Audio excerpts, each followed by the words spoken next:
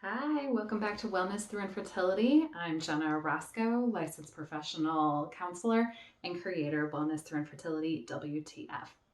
Today, I want to talk about the number one thing that I hear people say when they come into my office to discuss infertility and my number one piece of advice.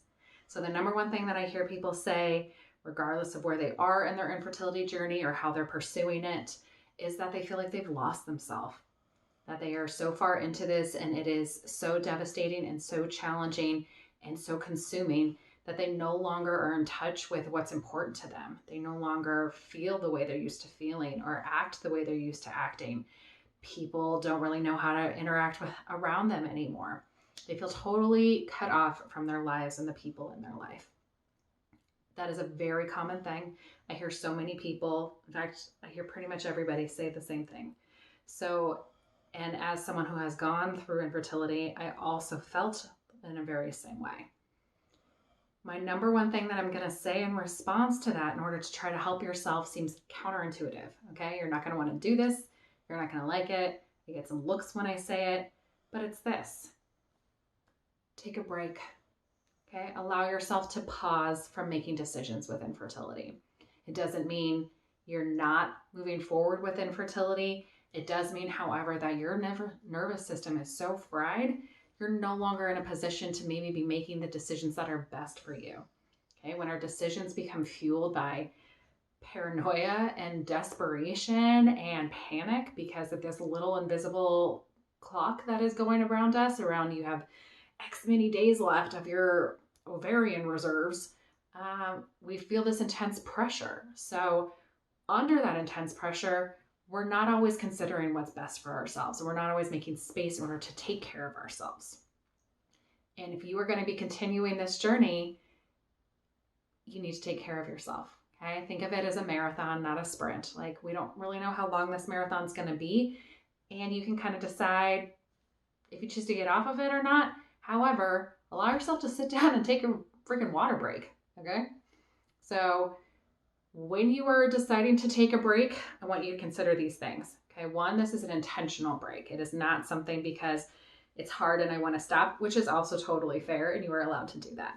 With intentions, though, it is really important to have a specific time frame in mind and to have a specific area of focus for yourself. Okay, so if you say, I'm going to give myself a month before making any more decisions around this, and I really want to focus on relaxation. I really want to focus on reconnecting with my partner. I really want to focus on what feels good to me. I really want to read something that isn't a fertility journal. Okay. What are the things that are important for you during this time? This will still pop into your head, the infertility components. Jot them down. Just close your eyes and take a breath. Tell yourself, I'll get to that in a month. Okay. Another thing that taking a break does, while it also clears some space for you to be able to bring in some things in your life, with that space, we make better decisions. Okay. It's really easy to get caught up in the infertility wheel of writing checks and just going for it. Like, I don't know how I'm going to pay for this. I hope it doesn't bounce. Don't cash it till this day, but let's just go, go, go. Okay.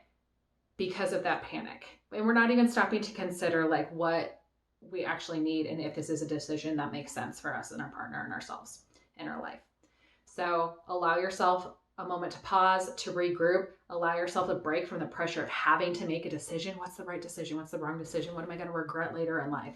Because sometimes when that pressure is lifted, your body talks to you and you know what the right decision is. Okay? You don't know how it's going to turn out, but you know what you want to do. So give yourself a break. I was laughing actually because whenever I give myself a break, I tell myself a certain timeline and then I know the answer like the next day. So that might be a little frustrating for your partner who actually wants that full timeline, and give them that full timeline. Okay. Like, they need a break too.